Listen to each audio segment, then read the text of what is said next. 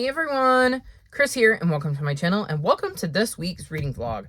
So we're starting this on August 3rd because August has been off to a weird start. Please go watch the last vlog for information on that. And my plan for this week is to hopefully get through some of the books I'm in the middle of, because I have quite the stack, and I have an ebook. Yeah, I'm going a little overboard. Anywho, some of these I rolled over from June. Some of them I started in August and just didn't pick back up. The ones that are overdue are Sea Garden.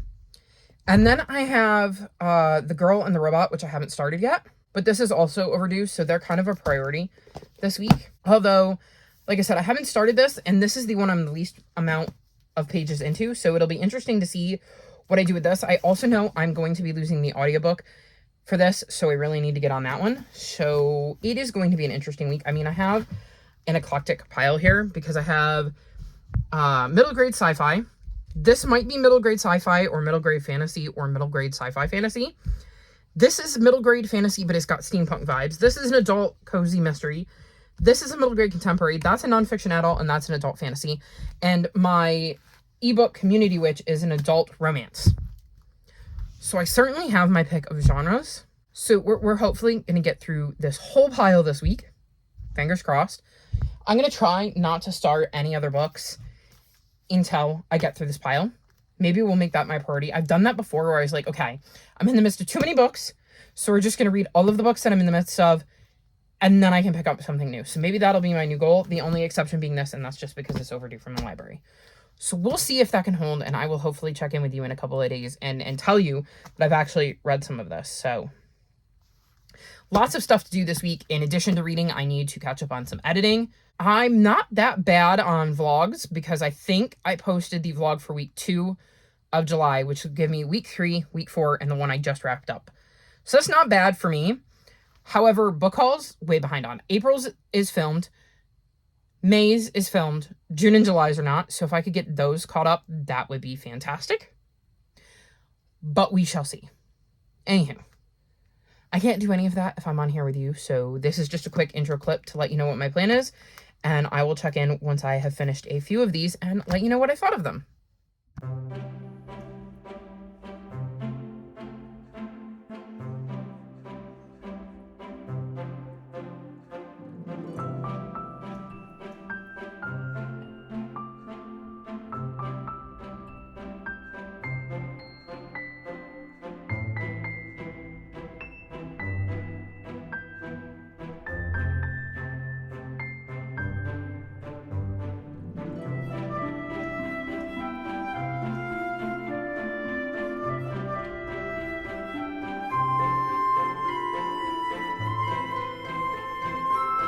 So it is officially the 10th, which means it is time for me to check in.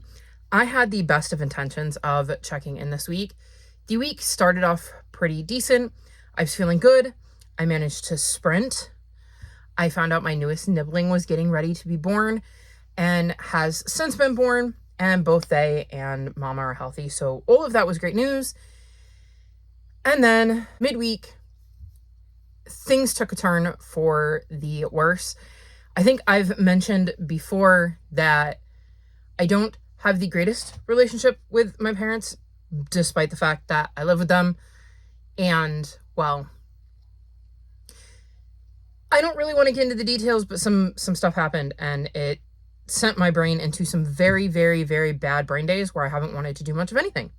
Well, except read. So I did do a lot of that, but I haven't really wanted to, talk or interact or be on camera. So checking in wasn't really high on the priority list. So I apologize for that, but I do have a stack of books to bring you through, but I wanted to give you a heads up as to why I didn't check in this week and why I might seem a little bit off in this clip. And that's because I'm still not feeling great, but I wanted to share with you what I read. So here I am, even though I would much rather be curled up in bed with Bugsy and losing myself in reading. So first up, I DNF'd a book this week. The book I chose to DNF was The Bonanza King. I believe I got to page 151, and I just was not enjoying this. It wasn't bad per se, but it wasn't really catching my attention and holding my attention. And I have so many books I could be reading that one of the things I've done really well this year is realize that if a book really isn't engaging me and is one I can easily put down and walk away from and not think about and have no desire to pick up, that maybe I should just let it go. So this is going to be one of the ones I choose to let go. Like I said, nothing bad about it per se, just wasn't holding my attention. And especially in nonfiction, it has to keep my attention. Then my main goal for the week, I should probably reiterate this, was to get through all of the books that were overdue from the library and all of the books that I was already partway through. And The Bonanza King was one of them. So by making a choice and DNFing it, I got that one off of my plate. The next one up was both Overdue and a book I was technically in the middle of, and that is Sea Garden, which I gave 4.5 stars. I was like 15 pages into it when this vlog started. So technically I was partway through it, but just barely. But it was massively overdue from the library, which is why I don't have it to hold up because I sent it back. This is the sequel to Moon Garden, and Moon Garden is a sci-fi retelling of The Secret Garden. In Moon Garden, we're following Myra, who lives on the moon, goes to school on the moon, and finds a secret garden hidden in her school. Gardens are kind of outlawed. Plants are outlawed. The toxicity from plants is what ended Earth and made everybody have to seek life out in space somewhere. And so she knows it's very dangerous that she's found this, but she ends up really falling in love with this garden and dealing with the fact that she is now part of the secret that is residing in her school. I read that back in March, I believe, for middle grade March, and gave it 5 stars. I have been hoping to get to the sequel ever since, and I finally have.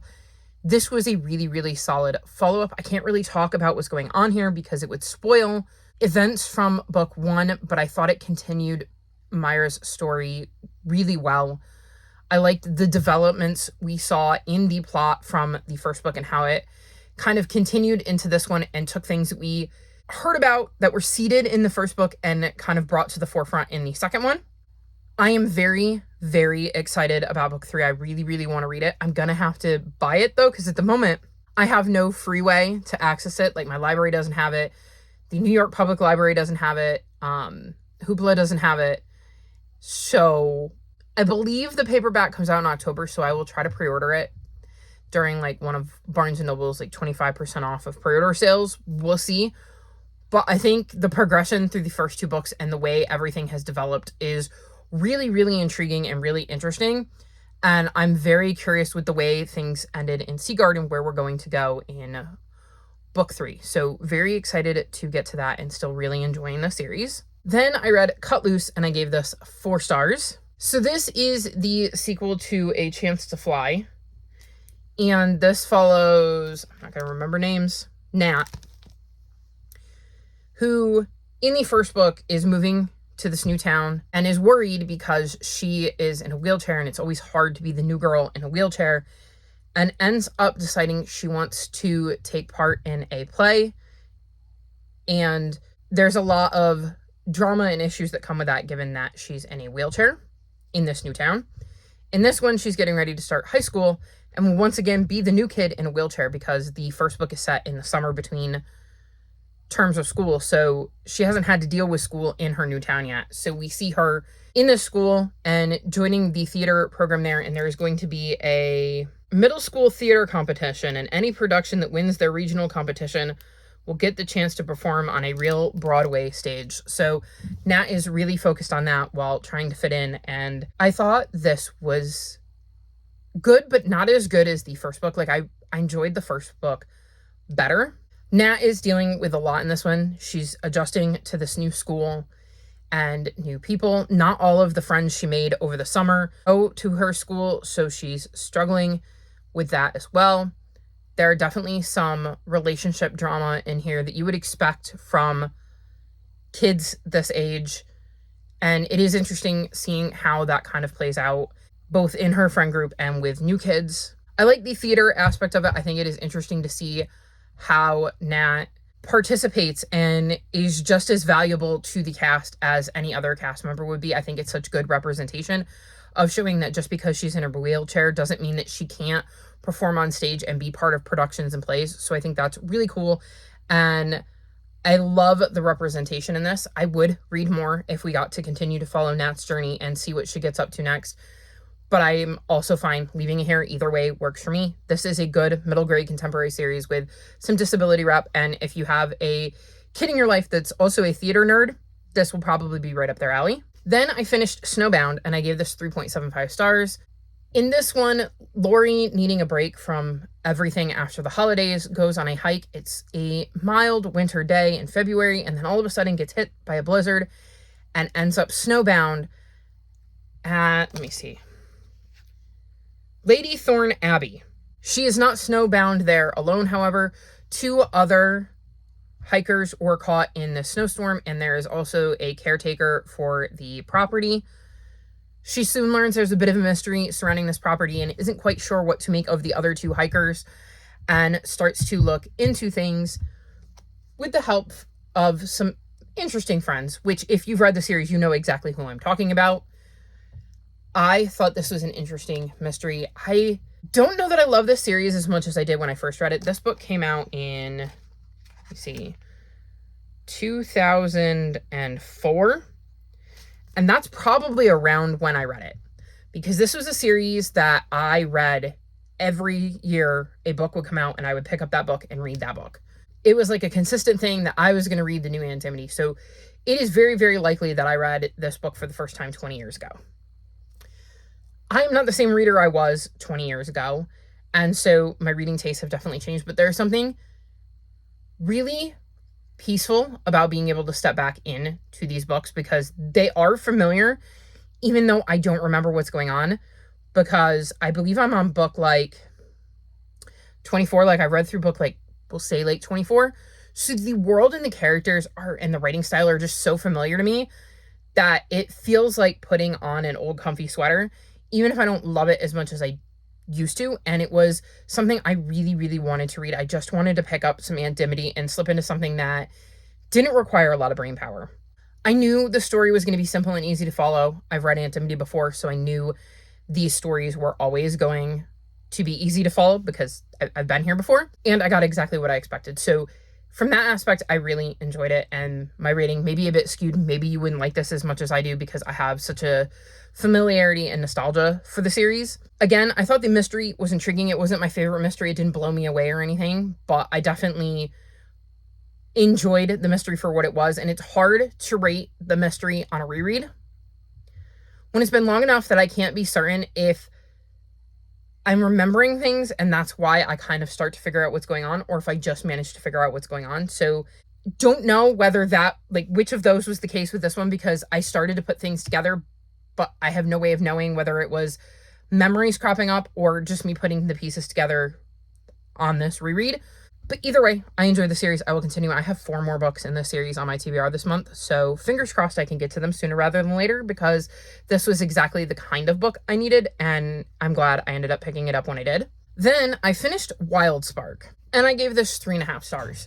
So I believe I mentioned what this was about at the start of this video, but I'm not 100% sure, so I'm going to bring you through it again just in case. So this follows a young girl named Prue who is dealing with the loss of her brother Francis. One day a man shows up ready to offer an internship to her brother, and her mom kind of blows this guy off but doesn't mention that Francis is no longer with them and had passed, and she tracks him down and convinces this guy that Francis was spelled wrong and was always a girl and she is Francis. And she goes with him to do this internship, and she will be working at a location that creates these like ghost machines.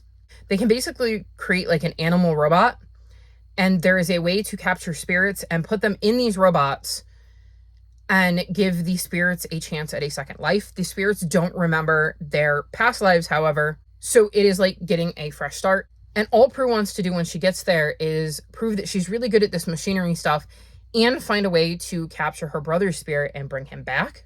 So I really liked Prue, and I understood where she was coming from with wanting more time with her brother. She's 12. He was a year older than her. It is absolutely tragic to lose somebody that young, and they were extremely close, so I don't think it would have mattered how old they were. She probably would have felt that loss either way, but she's young enough to believe that this is a solution, that this will somehow fix everything, will make things kind of go back to normal, because things have been so weird around her house. She ends up finding some really solid friends at her new school and kind of ropes them into her plans.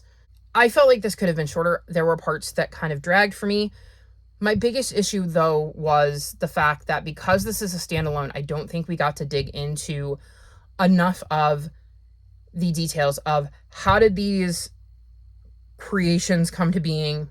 What is it really like for them? The moral implications of being brought back and how that would affect people. Of course, if Prue can figure out a way to capture a spirit and bring it back in a way where they actually remember who they were, that's an even bigger deal, because at the moment, they have no way of capturing specific spirits, and because the spirits don't remember who they were, there's no way to contact their previous family and friends. So it creates an interesting conundrum of, if she manages to figure out how to do this, how would you then keep it ethical and not just go, well, I have more money so you can bring back my loved ones, but if you don't have a lot of money, then you don't get to have your loved ones back. There was just a lot that I wasn't sure about in this one. I will say I do like how things ended up playing out and how things turned out in the end. So it wasn't like I hated this book. There was just, I wanted more from it and more discussion about it, because it brought up so many interesting questions that I think I was disappointed that there wasn't more of that, and that this wasn't stretched out to more than one book so that we could see more of those discussions kind of happen on page. But I don't feel like I wasted my time with this, because there were things I really did enjoy about it, and it definitely brought up some interesting questions. And I could see, if you were doing this as like a book club with some middle graders, how it could definitely create some very interesting topics of discussion. Like I said, with the idea of, if you could bring a spirit back, is that ethical without knowing their preference? But there's no way to know their preference once they're in these machines, because they don't remember who they are, and you have no way of knowing who you're catching. So I think there could be interesting discussions that came out of this. So I would recommend it in that regard, because I think it could be a very interesting book to have conversations about. I'm going to apologize if I'm a bit all over the place. Like I said, it hasn't been the greatest week, and I read those at the beginning of the week, and the beginning of the week feels like it was like 3 months ago. But we're going to keep rolling here, and, hopefully y'all will bear with me. The next book I finished is Community Witch, and I gave this 3.75 stars. This is a fantasy romance book, and this follows Aspen, who is a non-binary witch whose aunt dies and leaves them a house and a business as a community witch. And they will have to move into the house and take over the business if they want to kind of inherit what their aunt left for them.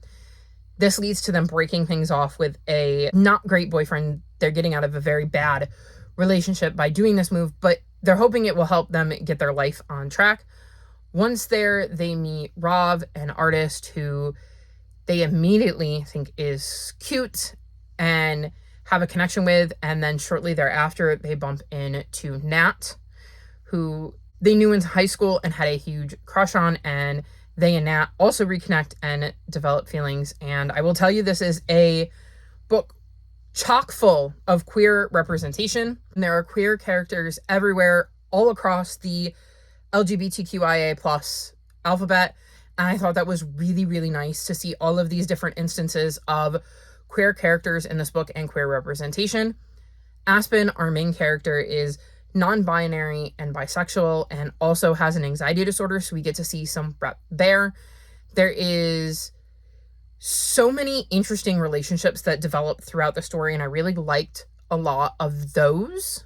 I liked the way the romance developed. I should mention this is a poly Y-choose romance, so if that is not your bag, then this book might not be for you, but I thought it was well done. But again, I'm not a huge romance reader, and I think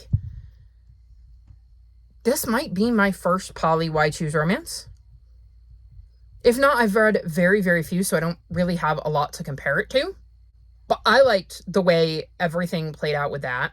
I really liked the magic of the world.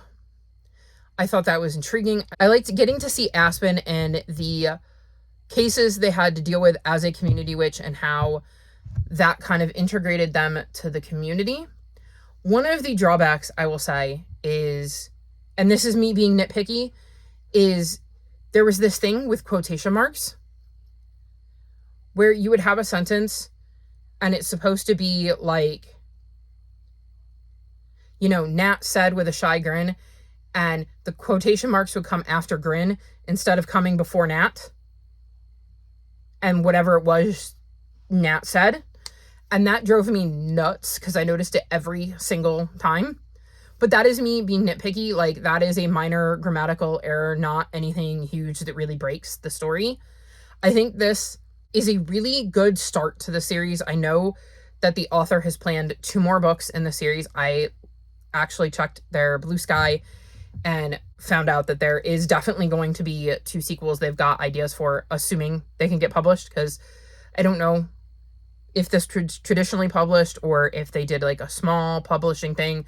I didn't look into that, but they do have plans for the next 2 books. So very, very curious to see how that goes. And I'm very, very excited about who we're following in book 2. So really hope they do get to release that. And whenever that happens, I will 100% read it, because I had a good time with this and was very intrigued by the world and would like to know more about it. And like I said, I was really intrigued by the characters we'd be following in book 2. Then I read The Bad Beginning, and I gave this 3.75 stars. So this was the book I was reading for friend pick for phase 10. Omi chose this for me. They wanted to give me something easy, but that they also thought I would enjoy. And maybe a tiny bit of payback, given that I have got them into Warriors and there's like 100 Warriors books. And so they picked a series that they knew had a lot of books. Who can say?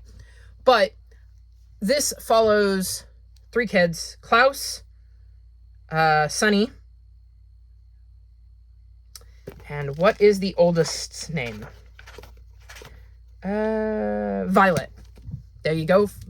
So this follows Klaus, Sunny, and Violet, and their parents end up dying, and their will states that they must be left with a relative, and the relative that is chosen is Count Olaf. And Count Olaf is a jerk. This is not a happy story where they find a new family and it takes them a little while to settle in and then everybody lives happily ever after. This is the story of Count Olaf, who wants to get his hands on their money but can't because it is tied up until Violet comes of age. So hatches a dastardly plot to get his hands on their money, and we get to see if they can thwart his plot or not. This probably isn't news to most of you. This is a very, very popular series that has been around for a long time. I can see why kids would like this. I am definitely intrigued to see where the series is going, because I don't think that, Count Olaf is going to be one and done, or there wouldn't be more books in the series. So very curious to see all of the other creative and imaginative ways Count Olaf tries to get his hands on their money. I really like the relationship between the 3 siblings. I think that that is a nice little basis for this story. I would be curious to see what middle grade me would have thought of this. This came out when I was 12. I think I said 1999. Yeah. So this came out when I was 12. And technically target age group, though I think it reads on the younger end of middle grade. But by the time I was 12, I was getting ready to kind of age out of middle grade. Honestly, I might have been reading V.C. Andrews at that point. I'm trying to remember, because I know by the time I was 14, I had moved on to James Patterson and like Nora Roberts and, well, Aunt Dimity. So I wasn't reading kids' books anymore. But I know around age 12, that would have been 5th, 6th grade. So I was into Maniac McGee and My Side of the Mountain, Hatchet, The Phantom Tollbooth. So I was still reading middle grade at that point. Although I believe all of those were books I had to read for school, or were read to me during school, because our 5th grade teacher read to us. So whether I would have picked those up on my own or not, I don't know. But I do know I enjoyed them. And I do remember reading books that I had enjoyed that were considered middle grade, because I like to do rereads, even back then. So I was reading like the My Teacher is an Alien series or Wayside School. I'm sure I was reading other stuff, but I think that might have been when I started hitting on the V.C. Andrews books and trying to move to more of like a YA thing. And I just wasn't jiving with YA and just skipped right up to adult. So this wouldn't have been a book that particularly appealed to me at the time because of the type of reader I was at the time. It would have been interesting if this book had come out when I was like 8 or 9, because then I might have been drawn to it to pick it up. And I'm now rambling. Anyways, I thought this was decent.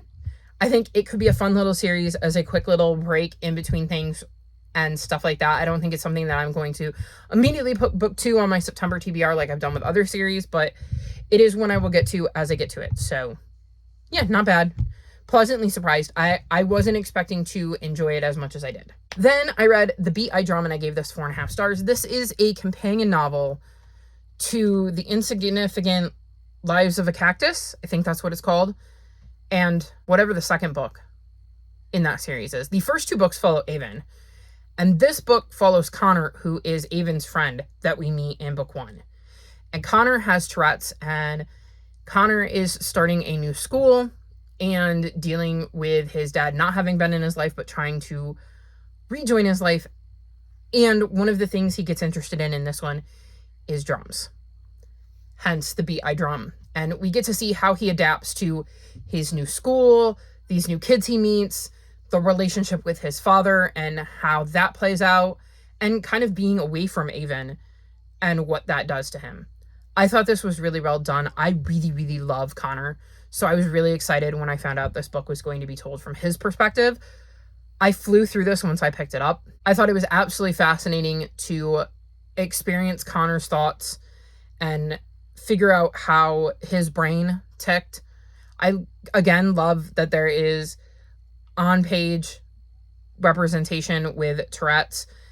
He meets another character who has Tourette syndrome as well, so we get to see that interaction. I love that this book has the main character have Tourette's, because I think it is great to see that diversity being put in people's hands. With Avon, in case you didn't know, she was born without arms, so I love that this series is kind of chock full of different kinds of representation.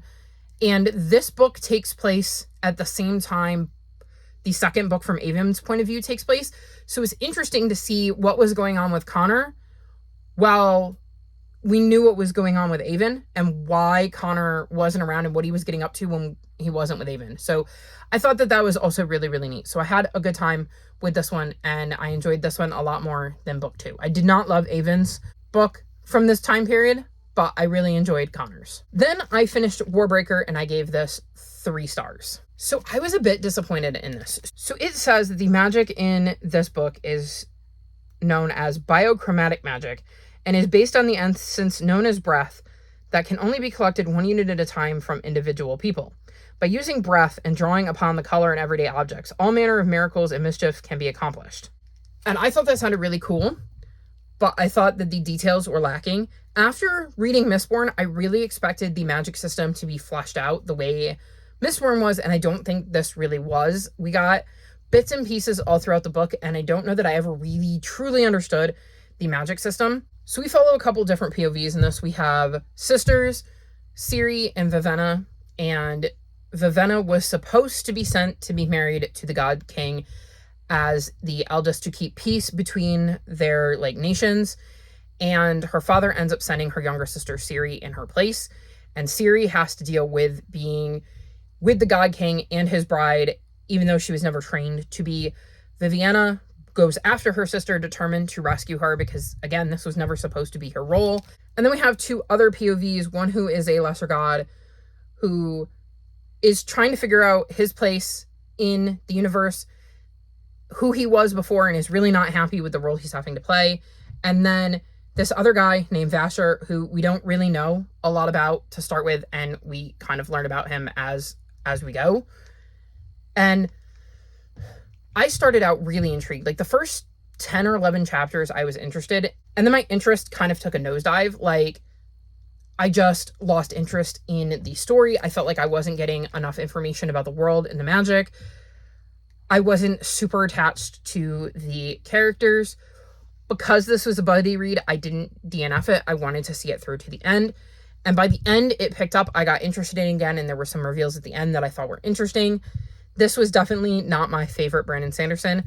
Given the circumstances, it's probably my least favorite, because I can't think of a Sanderson I liked last. I definitely liked all of Mistborn Era 1 more than this, at least upon reread. I did like this more than my first read of Mistborn, though, so there's that. And I definitely think I've read, let's see, is it Spensa? Why can I think of her name and not the name of the series? Starflight? That doesn't sound right. I can picture the cover. It's purple. his YA sci-fi series. I'll pop a picture of the cover up here because I'm just drawing a blank. I think her name was Spencer. I really enjoyed the 4 books in that series. And then I read, is it The Reckoners? Again, if it's not, I mean, I'll pop a cover up so you can see it. I've read that series and enjoyed that one. So I think this is my least favorite Sanderson so far, but mainly because I did not have any investment in the characters and their progression throughout the book. He did not do anything to make me attached to them. And then I just was struggling to understand the magic system, and that lessened my enjoyment. So it was a fine book, but not my favorite. Then I read one of my anticipated releases. I don't remember which month this was for, but it was definitely a book I believe I mentioned in one of my 5 on Fridays for anticipated releases, and that is Forest Euphoria, The Abounding Queerness of Nature. And I gave this 2.5 stars. So this was not at all what I thought it was going to be. I thought we were going to be talking about, queerness that you find in nature with animals and plants and things like that. And while there were times that topic was touched on, this is more of a memoir about the author's life that is intertwined with some random nature stuff. And I did not love that. I don't know that I would have picked this up if I knew it was mainly memoir with a bit of nature stuff thrown in, because she is a curator of mycology at the New York State Museum and has a PhD in environmental science and forestry. So she's really into all of this stuff. So when she talks about it, you can hear that passion. And I do feel like I was learning stuff, but this is definitely more of her memoir. And I'm going to mention this right up front. So very early on in the book, she mentions that there was a time in her life when she was essayed, and I was not prepared or expecting a depiction of child essay. So that also completely threw me. And I think it went downhill from there. Like, I just struggled to stay into it. She would mention something about like nature and that, and I would get into it, and then she would go back to her life and I would lose interest. So keep that in mind. If you want to pick it up, it is a memoir and there is child essay, and you should be aware that it gets brought up a couple of times because it was a big deal in her life, and this is her memoir, so you would expect her to talk about it.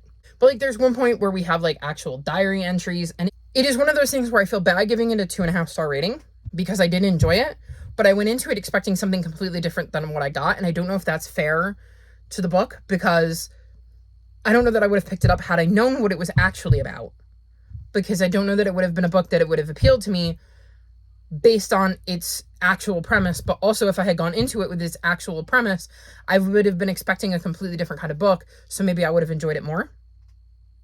I don't know. It didn't work for me, and I didn't have a great time with it, but there were things I did enjoy about it. So I went with a 2.5 star rating.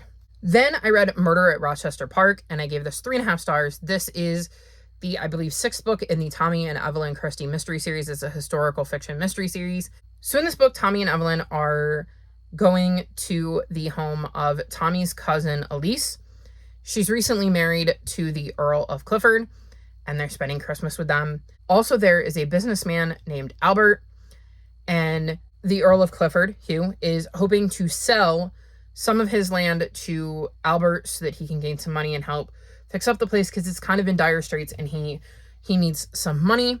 And Albert, being a businessman, has ideas for what he wants to do with the land. Unfortunately, before any of that can happen, Albert ends up dead, and there are so many suspects, because also at this holiday gathering are business partners of Albert's wife, Albert's secretary, people who know Albert, so they may have motive outside of Hugh, who hosted the party and brought Albert to his house. Hugh becomes the main suspect very quickly for the inspector, so Tommy and Evelyn, not believing for a single second that Hugh did it, decide to snoop around and clear Hugh's name. I thought this was a decent little mystery. This is never going to be a favorite mystery series of mine. I think they're always going to be right around the 3.5, 3.75 star range. But I think it is interesting seeing the two POVs and how they tackle different parts of the mystery and play to their strengths given the time period, and maybe I should say their perceived weaknesses sometimes, given, again, the time period. Sometimes people underestimate Evelyn because she is female, and I think that is an interesting wrinkle in this. And I love the relationship between Tommy and Evelyn and how supportive they are of each other, and how Tommy, while being protective of Evelyn, still lets Evelyn make her own decisions, which I think is really cool. Especially if we've seen other relationships in the series where that is less so. So really quick, easy read. Again, perfect kind of book for where my brain was at. So while I enjoyed this book, it was still only a 3.5 star. Not my favorite, but not one I disliked. Another book that hit that 3.5 star mark is The Girl and the Robot. This is a sci-fi that follows Mimi, whose father is deported, and they ran a repair business.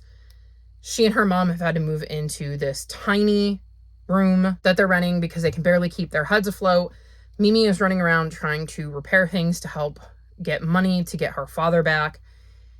And then her former friends that she's kind of pushed away since her father got deported approach her about this robotics contest that they could enter and win a grand prize of $50,000. At the same time she's contemplating that, she also ends up with this robot that crashed to Earth, and she ended up finding and wants to help this robot find her family and find her way back home. So Mimi is juggling a lot. She's trying to figure out if she wants to enter the competition and let her friends get that close because she can't handle the idea of losing anybody. She really wants to help this robot find its way back to its family, knowing how important it is to her to be reunited with hers, while at the same time worrying about her dad, worrying about her mom, and trying to figure out how to balance everything that she's dealing with. I thought that this was interesting. I liked the relationship that Mimi developed with the robot and how they found ways to relate to each other despite these very different backgrounds. I thought it was important to see the aftermath of a parent being deported, especially given the times, and having that representation on page. Although I do think, given everything that's going on in the United States right now, that her dad had it a lot easier than some of the people being deported right now. So there is that. I don't think this was written in the last few months. I know it was published in the last few months, but it wasn't written in the last few months. So maybe it would look a little bit differently if it had been. I do think it is important to have some of that representation on page and remind people that there are real life people who are related to people getting deported, and that most of these people are just trying to find a way to make a better life for themselves and their families. I didn't quite understand Mimi's motivation in some instances, and that frustrated me a little bit. It also felt in some ways like things were a little bit too easy. And I know it's supposed to be middle grade, and I mean, given the size, it wasn't supposed to be some epic sci-fi novel, but I think I just wanted more. I wanted it to be a little bit harder for the plot to kind of play out. I think I would have enjoyed it more. It might have gotten a 4 had there just been a little bit more to it. I don't know. I don't have tons to say about this one. It was a perfectly fine middle grade. I liked the sci-fi aspect. I liked the relationship between, like I said, Mimi and the robot, and thought that was interesting, but it wasn't anything groundbreaking. And it is a book I could easily see myself in a few months not remembering really anything about. I don't think it's one that's going to stick with me. And then the last book I finished is Zealots and Zeniths, and I gave this book 3.5 stars.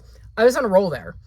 So this is book 7, I believe, in the Weary Dragon Inn series. This follows Bev, who runs the local inn. She showed up one day with zero memory of how she got there, and she started working at the inn serving beverages, which is where she got her name. She has been tasked with solving all sorts of mysteries throughout the series. In this one, there seems to be an excess of magic, and we're right at the summer solstice, and there's a full moon, and Bev is thinking those two things have something to do with it. The only problem is magic is kind of outlawed. So when one of the queen's soldiers or guards or employees shows up and starts sniffing around for people who could do magic, she really needs to ramp up her efforts to figure out what's going on to protect the people in the town that may have magic that they're not supposed to have. I enjoyed this one a lot more than the last one. I don't know what I gave the last one, but this felt very 3.5 star compared to what I was reading at the time. It felt right in that same vein. I thought trying to figure out what was going on with all of this excess magic, how did it happen, how do you stop it, when there was also some mischief going on, and trying to figure out who's causing that and why was interesting.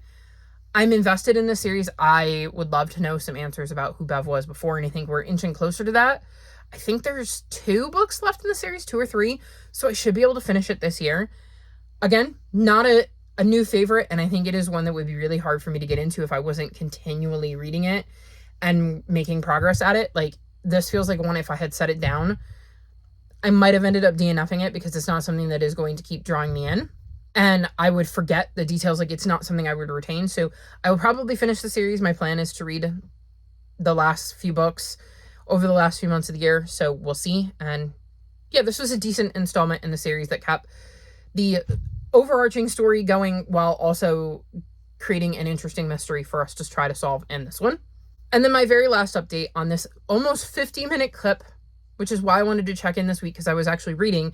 And when I actually read, I have a lot to talk about. And I also wasn't planning on having this be so rambly and out of sorts. But again, thank you for your patience with me. I'm trying really, really hard to give you some good content. My brain is just like, no. Or the universe is just like, no. So hopefully this hasn't been too bad. But the last update I have is I started a +1 for Murder. This is on my Phase 10 TBR. I got to page 48, and I'm already really, really enjoying this. This is a cozy mystery, and it follows Emma, who owns a travel agency, but her business is kind of dried up. She does have one side job. A man set up a note in his will that will pay her to have tea with his wife every week. And so he has since passed, and she has tea with Dottie, his wife, every week. And when Dottie finds out what's going on, she suggests to Emma, instead of doing a travel agency, why don't you do what you're doing with me right now?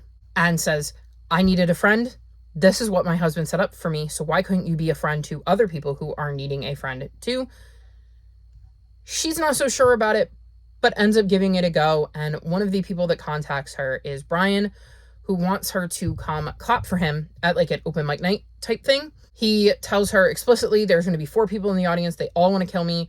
And so I just want you to be here to clap for me after I get done doing my bit on open mic night. And then he goes up on stage and dies mid-performance.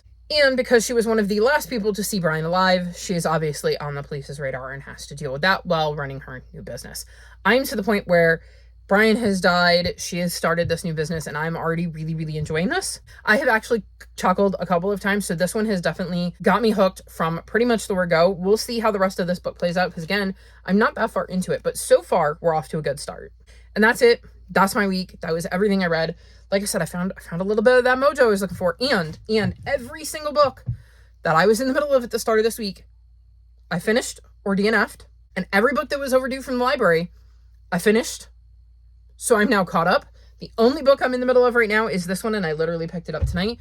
So very, very happy with that. That was what I wanted, and I'm only 2 vlogs behind. I would be just this vlog behind, except for the fact that my week went and took a nosedive. So here's hoping next week is better. Keep your fingers crossed for me. Now that you're going to see this next week, I don't know why I say that. By the time you see this, that week will be over, I'm sure. Actually, probably, knowing me, there's a decent chance that you're watching this and it's September. We're going to send some good vibes into the universe that this is getting posted in August. We'll see if that happens. If not, I hope you understand why it's not coming to you till September, because my brain has decided to be very, very bad and miserable and not a fun place to be. Wouldn't wish it on my worst enemy. So whenever you see this, some good vibes would be nice. I could use them. Anywho, I'm going to wrap this clip up here. All of my social media is linked in the description below if you'd like to come chat with me. If you've made it this far in the video, leave me purple heart emojis, since purple is my favorite color. Like this video and subscribe to my channel, and I'll talk to you next time. Bye!